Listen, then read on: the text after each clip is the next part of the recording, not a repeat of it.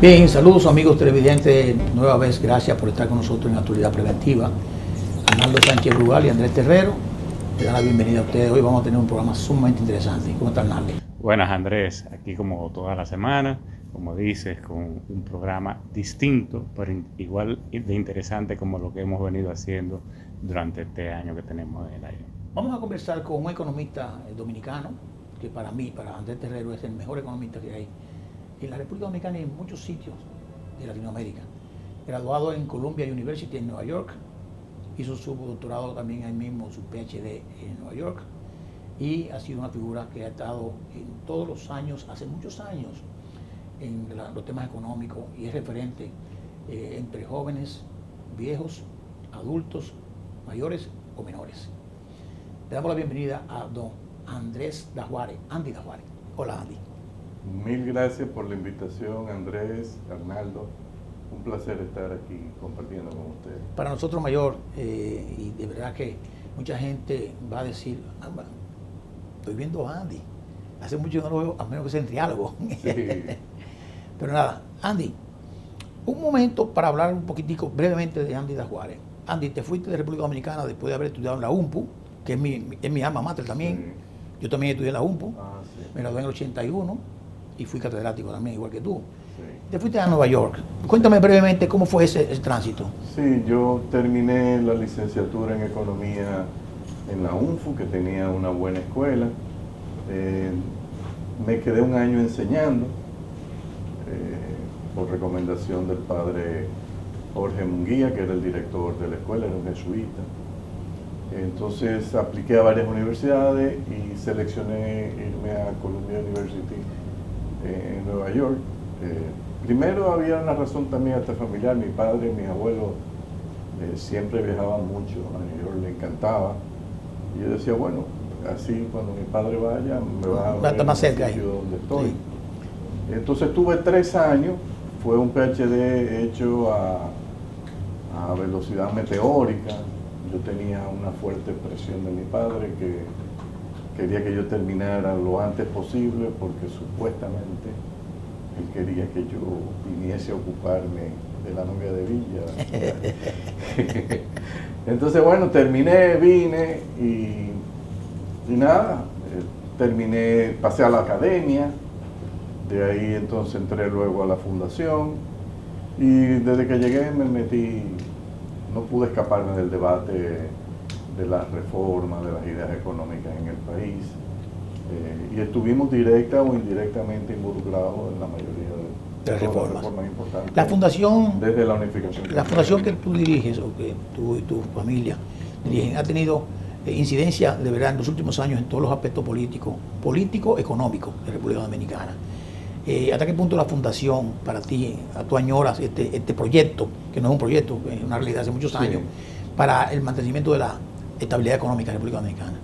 Sí, yo me siento muy contento con la decisión que tomamos un grupo, porque inicialmente la idea de la fundación fue una idea de un grupo de empresarios bajo la dirección de Arturo Pellerano, estaba también Aníbal de Castro, estaba Frederic Vergés. Entonces ellos me llamaron, me explicaron el proyecto que querían hacer, que entendían que yo era la persona que más se adecuaba a las ideas de promover las ventajas de una economía de libre mercado, de apertura, de competencia, y me enamoré del proyecto y con el tiempo lo fuimos desarrollando. Después en un momento ellos salieron y yo me quedé solo en la fundación con los economistas que elaborábamos en la entidad. Y sí, hemos tenido que estar en el debate en algunos momentos muy intensos. Incluso sufrimos los embates de grupos empresariales que entendían que las reformas que nosotros estábamos empujando afectaban sus intereses. Sí. Y utilizaron mecanismos para que a la fundación se les retirara todo tipo de apoyo económico a través de publicidad o de donaciones, etcétera, porque entendían que nosotros, más allá de promover la libre empresa, estábamos promoviendo la idea de mercados libres y competitivos y apertura comercial, estábamos promoviendo también los gravámenes, por ejemplo, a bebidas alcohólicas y cigarrillos. Lo correcto. Bueno, pero en ese momento no se entendía. Yo reconozco que en aquel momento quizá eran medidas que lucían controversiales. Incluso a mí siempre se me tildó y se me presentó como una figura o un economista controversial, cuando quizá en realidad lo que estaba ocurriendo era que yo venía con ideas y planteamientos que quizá para aquel momento lucían nuevos, extraños, pero en realidad no lo eran, o sea, eran nuevos en el país y la gente reaccionaba así, como que, bueno, pero que Andy es muy radical. Sí. Y en realidad con el tiempo se ha visto que no es así. También recuerdo, incluso cuando empezamos a promover la idea de abrir el mercado de telecomunicaciones, era un mercado controlado monopólicamente por Codetel. Así es. Y cuando nosotros empezamos a decir que había que abrirlo a la competencia, la compañía monopólica empezó un ataque fuerte contra nosotros y nosotros insistíamos que era necesario hacerlo. En un momento incluso el presidente Balaguer, a través de un emisario, me pidió que le redactara un memo de qué implicaciones fiscales podría tener. Él le preocupaba mucho la parte de la recaudación. Y le hicimos un análisis y al poco tiempo se tomó la decisión. Bien. Y hemos visto los frutos de esa reforma. Lo mismo pasó con la reforma de pensiones, cuando en el gobierno del presidente Hipólito Mejía Fernández primero, que fue que en 96, empezamos 2000. a montar el debate. Sí. Yo recuerdo que en esa ocasión tuvimos unos choques fuertes con el entonces vicepresidente de la República, era una persona a quien yo respeto mucho y fue un gran amigo mío, Rafael Alburquerque. Pero chocábamos porque él era partidario más, él venía de la escuela. El sistema de reparto. El sistema de reparto, nosotros empujábamos la capitalización individual. Luego vino el gobierno de Hipólito. Y aprobaron y ahí se hizo. Y hoy día posiblemente es un cambio radical.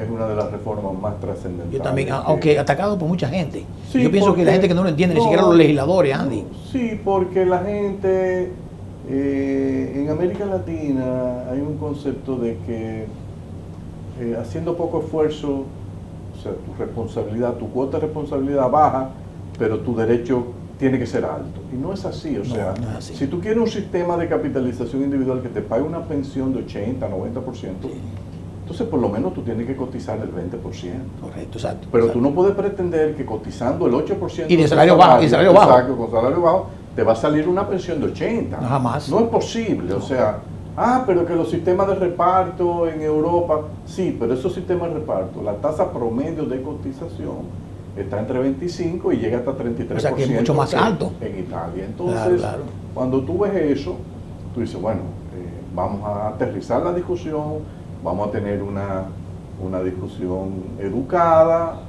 nos vamos a respetar, pero vamos a poner la verdad sobre la mesa. Lamentablemente en el debate económico, incluso político en el país, la mentira se ha convertido como en la carta de presentación. Lamentablemente. No, existe mucho de lo que es el populismo. Por ejemplo, la propuesta esa que había de devolverle ahora en la pandemia una gran parte de los ahorros, de todo eso, todo lo que conllevaba eso, las distorsiones económicas que podría crear sobre eso. Sí, porque al final entonces, vamos a suponer que tú devuelves los ahorros. Bueno, ¿dónde me van a firmar un documento? No me van a reclamar después. Tú que descargas al Estado de que no te va a dar una pensión. Exacto. O nos vamos a meter todos en la corriente de cantantes, de artistas, de frente de combo, de pintores, de poetas, etcétera, que le tocan la puerta al Estado sin haber nunca trabajado en el Estado para que le den una pensión. Así es, así es. Una de las barbaridades más grandes. Sí. Una distorsión. Una de las distorsiones más absurdas que todos los gobiernos. Sí. No puedo culpar a ninguno porque lo he visto todos iguales. Que todos lo han hecho y eso me parece una aberración. Totalmente de acuerdo. Porque gente que se supone que su ejercicio privado fue rentable, fueron bastante exitosos, no hay razón para venirle a reclamar al Estado ahora. Dije, mira, dame una pensión porque yo estoy mal. No, pero ven acá. Claro. ¿Dónde están tus hijos? Claro. Tus hijos tienen que ocuparse parte de Y ti. Si tú no ahorraste, no puedes tener una pensión.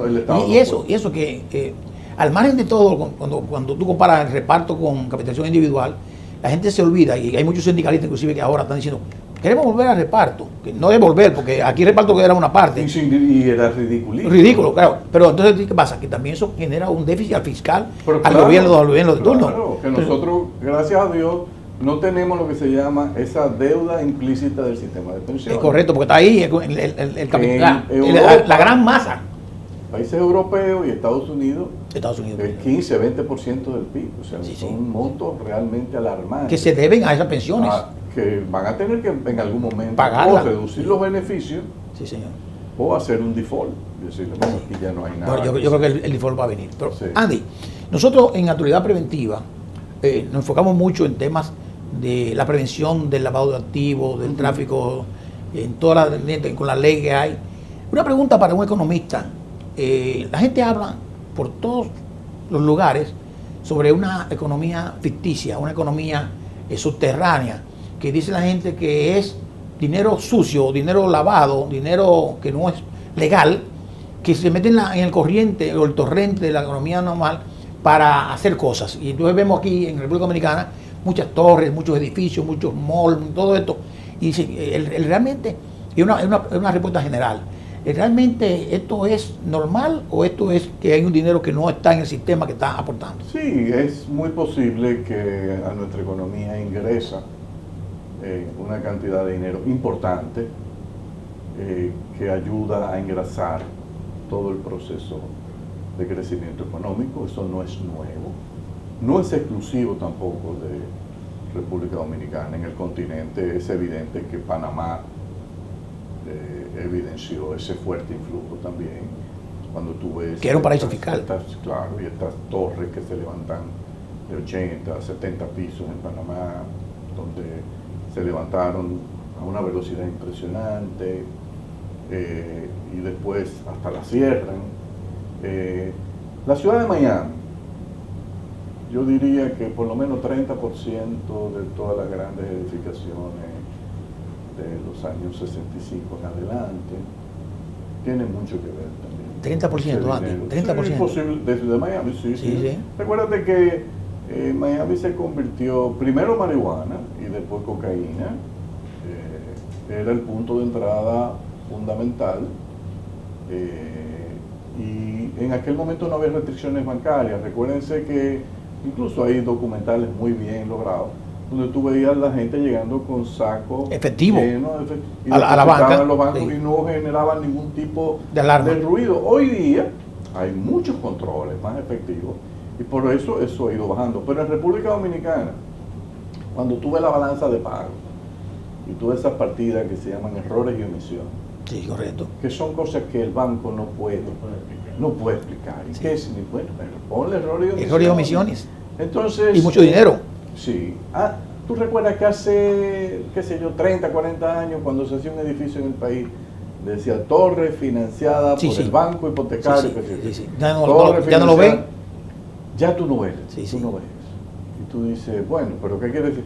No quiere decir que todo, porque hay ahora fondos de inversión que financian. Sí, fideicomiso, etcétera. Y hay gente que está trayendo capitales, porque eso es otra cosa también. Sí. República Dominicana. Pero capitales ya depurados.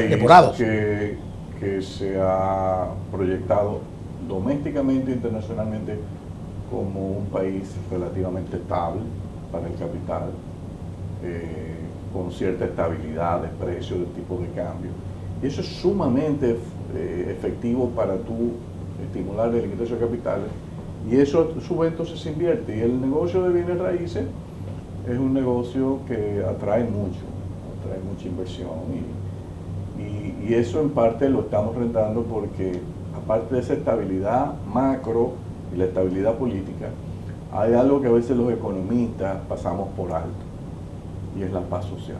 Nosotros tenemos ya cerca de 60 años de estabilidad social. Sí, después de Trujillo, social. Diríamos. O sea, que no ha habido, después de la revolución del 65, realmente este país ha sido un paraíso, donde ha habido crecimiento, progreso, por más que se quiere decir, nada más hay que ver una foto de los años 60 de la ciudad capital y ver hoy lo que... Y no importa el costo, no importa el costo de eso, hay que pagar. O sea, y en eso han contribuido todos los gobiernos. Sí, o sea, así es, uno tras otro han ido hecho reformas, han ido acoplando independientemente sus programas económicos. No hay esa diferenciación ideológica que tú ves en el Cono Sur. Nosotros aquí estamos prácticamente libres de estas posiciones extremas, de extrema derecha y de extrema izquierda. Sí. Aquí el centro político sigue dominando. Si tú tomas los partidos tradicionales de este país, Reformista, PRD, PLD, PRM, y tú dices, déjame ver la diferencia ideológica. No hay diferencia. ninguna. No hay diferencia. No hay ninguna. No hay diferencia. Todos creen en los equilibrios, la estabilidad, en la empresa privada. Aquí nadie se le ha ocurrido, no, que el Estado lo tiene que hacer todo. Tú no has visto eso nunca aquí. Entonces, ese es el gran asset, el gran activo que tiene este país y que tenemos todo que preservar y buscar, y donde veamos riesgo de cosas que puedan en un futuro atentar contra la paz social, Mitigarlo. tenemos desde ahora que ir tomándola. Precisamente reforzando lo que usted decía, en el año, a inicio de la década del 2000, el Banco Mundial hizo un estudio de la economía de la República Dominicana y hablaba mucho de eso, de la posibilidad de que ese progreso que se veía en la República Dominicana estuviese financiado precisamente por capital de procedencia ilícita. Pero esto entiendo que esto mismo es lo que conlleva que el país vaya fortaleciendo lo que son las medidas de prevención de lavado de activos, porque si bien es cierto que en un momento dado, a un corto plazo, podría reflejar una bonanza, una economía por este tipo de capital, a mediano y largo plazo crea una serie de distorsiones y se comienza a combatir inicialmente precisamente por el narcotráfico, por el hecho de que se veía, bueno, tenemos presos no narcotraficantes, pero cuando salen a disfrutar de todo su capital, y de ahí que viene la idea de perseguir, ¿verdad? No solamente el delito, sino también el producto de delito. Mira, Arnaldo, para mí la raíz es que si hay demanda por un producto ilícito, el mercado, de alguna manera, la va a suplir. Y para suplirla se van a crear mecanismos de conexión, intermediación, rutas, puertos, países, y va a haber seres humanos envueltos en el proceso. Claro. O sea, ahora, si Estados Unidos, por obra y gracia del Espíritu Santo, de la noche a la mañana, logra eliminar el consumo de drogas, vamos a suponer, porque es el consumir, es el que consume. pero si ellos no lo han podido lograr, ellos tienen que entender que uno de los efectos, una de las externalidades negativas que tiene ese consumo, esa preferencia de ellos por esos bienes, entre comillas, nos crea a nosotros este problema. Entonces, que eso a su vez genera un influjo de recursos. Bueno, el mercado lo está generando, porque ¿dónde van a poner la plata? Claro. Yo te voy a decir una cosa. Una vez ya se generó el consumo y se generó esa plata, bueno, démosle a la plata que se generó el uso más productivo posible, por lo menos que no todo sea negativo. Sí, sí. O sea, si tú me dices, no, mira, lo vamos a traer, vamos a instalar, vamos a construir 500 escuelas, 40 universidades, yo te digo, porque yo no lo veo mal.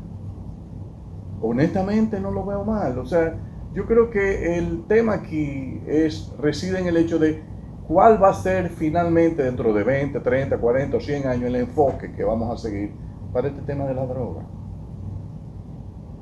Si vamos a seguir matando gente, persiguiendo a los narcotraficantes, o vamos a adoptar mecanismos más de mercado, más sensatos, como se hace con el caso de los cigarrillos, la bebida alcohólica, la tequila, etc. Y en su momento que tienen gravámenes. Que tiene gravámenes. Entonces, si yo digo, tú quieres consumir cocaína, tú te quieres, bueno, yo no voy a estar matando gente para evitar que tú la consumas. Ahora, tú vas a pagar un 50% de impuesto. El precio va a caer, no te preocupes. Y yo ese 50 voy a tomar una parte del dinero para hacer una campaña en televisión. Exacto, en contra de educando eso. a los padres, porque esa es otra cosa. Sí, sí, sí. En la sociedad nos hemos acostumbrado a que la educación, queremos que la educación y los mensajes de nuestros hijos nos lo dé el Estado. No. La educación comienza en el hogar. Los padres tenemos que asumir la responsabilidad de educar a nuestros hijos y explicarle el por qué ese consumo es negativo. Yo a mis hijos desde chiquitos, una de las cosas que hice, porque le enseñaba la foto de los pulmones Con el cigarro. con el cigarrillo. La Cuando nicotina, ellos vieron la nicotina, aquello, la nicotina. se traumatizaron. Yo me le digo, papi, tú no traumatizaste con eso. Digo, ¿ustedes fuman? No, imposible. Ah, bueno. Se logró el resultado. No fue. ¿Por qué ven acá? ¿Qué Es así, necesidad? es así. Andy, Yo todos los lunes leo tus artículos, que son Sí. bastante largos. Regularmente es muy largo en el Caribe, pero los leo Sí, porque voy a leer a Andy Juárez. O sea, no es que. sí. Mira, ni siquiera el título es que te llama la atención, sino quién lo escribe. Pues hubo un artículo el lunes 17 de julio que decía: es la contabilidad, amigos, la contabilidad. Y tú te reflejabas exactamente en los estados financieros del país. Ujú. Vamos a hablar del Banco Central, porque el Estado como Estado no tiene un estado financiero, pero sí reflejaba pasivos importantes. Y nosotros cuando fuimos a la universidad a estudiar contabilidad y auditoría, y fui economía, hablamos muchísimo de estados financieros. Sí. Yo salí en el 81 y entré como profesor y duré 15 años hablando de estados financieros, cosa que la gente no entiende, la verdad la gente no entiende. Sin embargo, tú has tratado aquí el tema de la deuda pública, su registro inclusive a veces, sobre estos temas. ¿Qué tú querías decir para la gente, la población que Sí. entiende o que no logra entender 100% Sí. esto? Cuando yo estudié en la UNFU, economía, no, en el pensum era obligatorio 4 cursos de contabilidad y uno de un costo. curso de contabilidad de costo. Yo siempre me quejo. Pero a mí me gustó, o sea, me encantó, o sea, Seguro que Núñez te dio contabilidad de la costo. matemática tenía que cuadrar, o Sí, sea, sí. y si no te cuadraba, tú tenías que buscar activo, pasivo, patrimonio, bueno, ingresos y gastos, el beneficio, cómo se calculaba. Entonces, yo siento que los economistas a veces hemos visto algunas profesiones, algunas áreas como al menos Sí, la psicología es una, sí, sí. La contabilidad es que otra. es un error. La historia, que para mí es la más importante de todas, la hemos descuidado. Y la contabilidad es fundamental. Sí. Transversal de todo. Pero es que ahí es que nace todo. Exactamente. Ahí es que nace todo. Entonces, cuando se analiza lo de la deuda, que la gente dice, la deuda está aumentando, la deuda está aumentando. Sí, está aumentando. Pero, ¿qué hemos hecho con esa deuda? Si esa deuda yo la utilicé para crear 5 supercarreteras, 5 plantas generadoras de electricidad altamente eficientes, y le estoy generando riqueza al país, a mí no me preocupa tanto. Y además, debe haber capacidad de pago. Porque Claro, apretarte, porque exactamente, te está porque apretando. invertí el dinero y lo metí en una actividad que me está generando un retorno económico a la nación importante. Exactamente. Yo recuerdo cuando colocamos los primeros bonos soberanos, fueron 500 millones de dólares el 21 de septiembre del 2001, unos días después de la caída de la torre, que decían que tú estabas ahí. Nosotros teníamos una reunión en la torre número 2 el día 11 El mismo día. a las 3 de la tarde. Y fue a 11 Sí. a 8 de la mañana, 8 y media. Sí, fue, entonces no pudimos ir. O sea, Ya no la torre. y se cayó la transacción ese día porque nosotros estábamos haciendo, en ese momento que el primer avión chocó, hicimos lo que se llama el pricing de la transacción, o sea, decir, bueno, los bonos se van a vender a 9.25. Exacto. Después, con las 2 torres abajo, no se pudieron vender a 9.25. Claro. 10 días después tuvimos que ponerle 9.50. Subirlo, claro. Subirle, sí. Pero bueno, entonces... Yo estaba ahí. Yo estaba en Nueva York, no. Yo estaba a 10 cuadras de la torre. Wow, Ese día. wow, en el momento... En que cayeron. Sí, Y no pude salir de la isla porque yo viví en New No, Jersey. yo me quedé varado. Porque todo estaba cerrado. Sí, todos los puentes todo. de acceso. Sí, fue realmente terrible. Pero volviendo al tema de la deuda, nosotros solamente hablamos de los pasivos, tenemos como una obsesión. Exactamente. Y no vemos el lado de los activos. Y los activos hay dos. Los activos reales, que son activos cuando yo invierto en esta carretera o empresas o lo que sea. Y están los activos financieros. Son las inversiones. Las inversiones. O sea que tú puedes tener, por ejemplo, si yo tengo, me endeudo y yo con eso apoyo al Banco Central a que tenga más reserva o transitoriamente tengo más depósitos financieros en el sistema bancario consolidado, bueno, sí lo tengo que contabilizar porque lo importante es ver la deuda neta, activo menos pasivo. Y lo que la gente no ve. La gente no lo entiende. Entonces, Ni los políticos, ¿eh? o no. Cuando Entonces, no le conviene. ¿qué es lo que uno ha visto aquí? Que en los últimos años, principalmente durante la administración del presidente Balaguer, del presidente Abinader, ha habido una fuerte acumulación de activos financieros que están o depositados en el Banco Central o depositados en el Banco de Reserva, y uno tiene eso que tenerlo en cuenta en el análisis, porque eso le permitiría al país en los próximos meses, si tú tienes, qué sé yo, 200, 250 mil millones de pesos, 300 mil millones de pesos que son del gobierno depositados, tú puedes poco a poco irlo usando sin necesidad de incurrir en nueva contratación de deuda. Entonces la deuda se te va a caer más rápido. Claro. Y además el Producto Interno va Pero creciendo. claro, y tú puedes reactivar la economía. A mí me encantaría ver, por ejemplo, yo no sé en cuánto están ahora los niveles de estos depósitos, pero en un momento que lo vi estaban sobre 350 mil millones, que tú puedas utilizar parte de eso para motorizar la inversión pública, que está todavía débil. Yo vi los datos del Banco Central Exacto. a junio y el crecimiento fue de 1.2, enero-junio. Eso es preocupante, porque lo que Es quiere decir muy que bajo. el gobierno no ha sabido entender que hay que invertir. Bueno, yo creo que el gobierno, Parece. el presidente está consciente, yo creo Y que hay es economista. pero no sé, las trabas todavía parece que prevalecen. En el proceso de toma de decisiones Sí. ha sido muy lento. Yo reconozco que siempre hay un proceso de aprendizaje de una nueva administración, pero yo creo que ya 3 años que se van a Es tiempo cumplir, para aprender. es un tiempo suficiente y debemos meter el brazo. Sí. Hay que meter el brazo. Pero eso era lo que yo quería resaltar, Ok. que hay unos activos financieros que han crecido mucho, que en consecuencia cuando tú ves la deuda neta como porcentaje del PIB, es mucho más baja que la deuda bruta. Pero los economistas, Andy, inclusive cuando los miden o cuando los dicen, obvian esa parte. No le prestan atención, No, pero es un error. Porque ni siquiera el propio gobierno lo defiende, o los gobiernos lo Sí, defienden. porque el gobierno tiene esos recursos. Debería puede, hacerlo. puede por lo menos Míralo aquí, decirlo. hace un Sí, cuadro. hemos utilizado los recursos Claro, para claro, eso. claro. Donde usted precisamente siguiendo esa temática, usted habla de ese dinero, ese capital que está ahí disponible.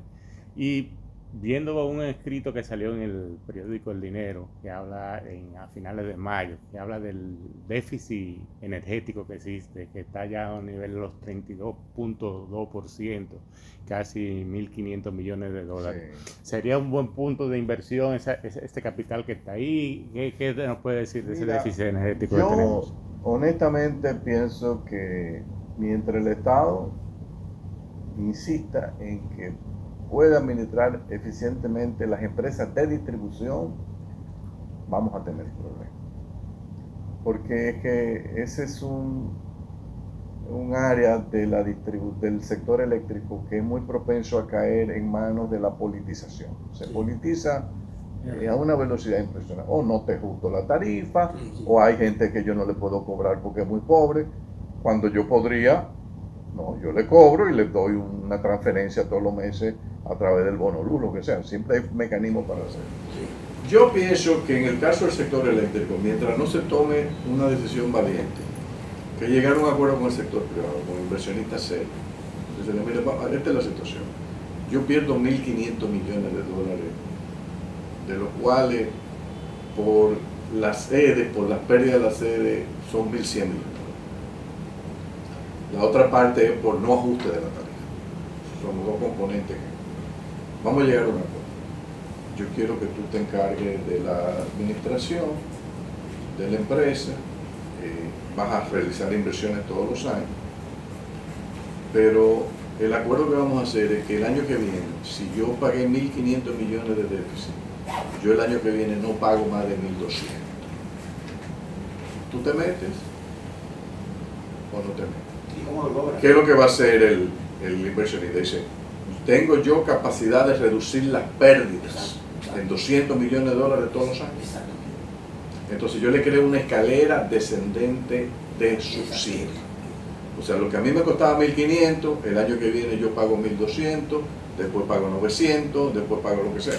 Y voy bajando. Reduciendo Tengo que ser el impacto paciente del porque gobierno. no lo voy a lograr de la noche a la mañana. Los británicos lo entendieron. Y ese fue el esquema que se siguió en Inglaterra cuando se decidió privatizar. Que había una pérdida, entonces se pusieron de acuerdo con los inversionistas, mira, el Estado no va a seguir pagando toda esta cantidad, lo vamos a ir rebajando todos los años.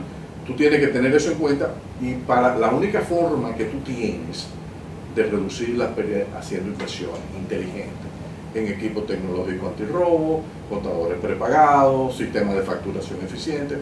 Y ya tenemos en el país experiencias privadas de empresas que con esa tecnología cobran el 99%.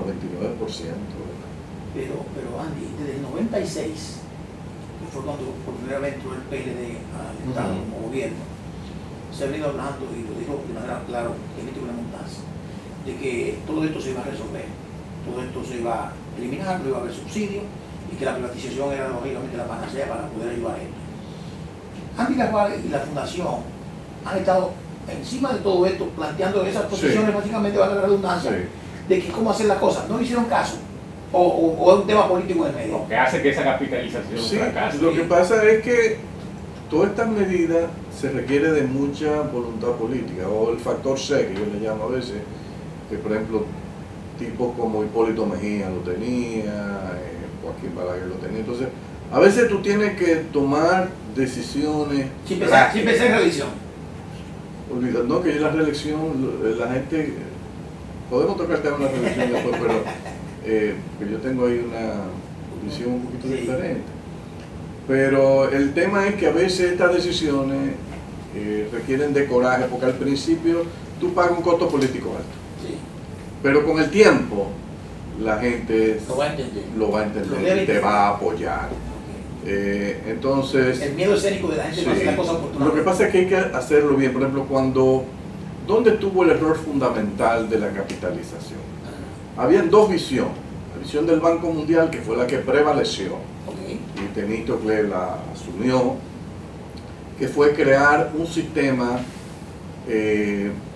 horizontalmente separado. ¿Qué quiere decir eso?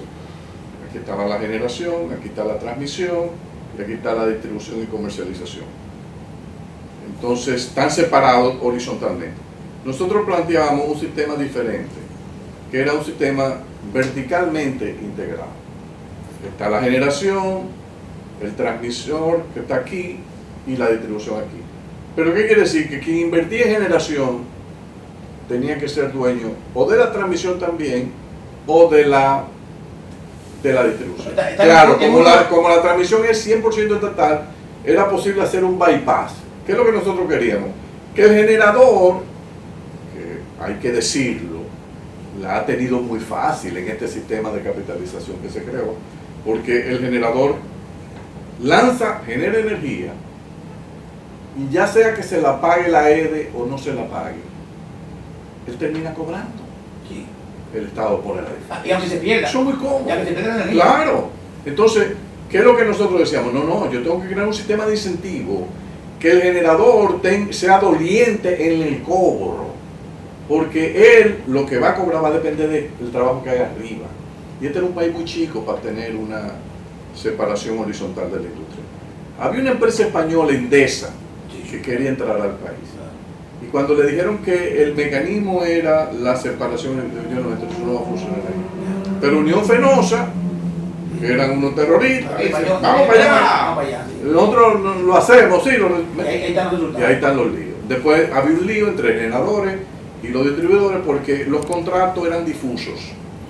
No estaba claro cuando el generador vendía si la distribuidora, si ésta le tenía que pagar en función de lo que cobraba o en función de lo que realmente era el commitment del contrato. Entonces todo eso generó ruido y al final el Estado en el medio, y por eso fracasó ese componente de la capitalización. Quiero hablar algo sobre ese tema y una satanización. Esto es un problema evidentemente técnico, una satanización de una persona política, pero vamos a hacerlo y explicarte lo que es. Sí. Después de la primera pausa, porque esta pausa es importante. Está bien, okay.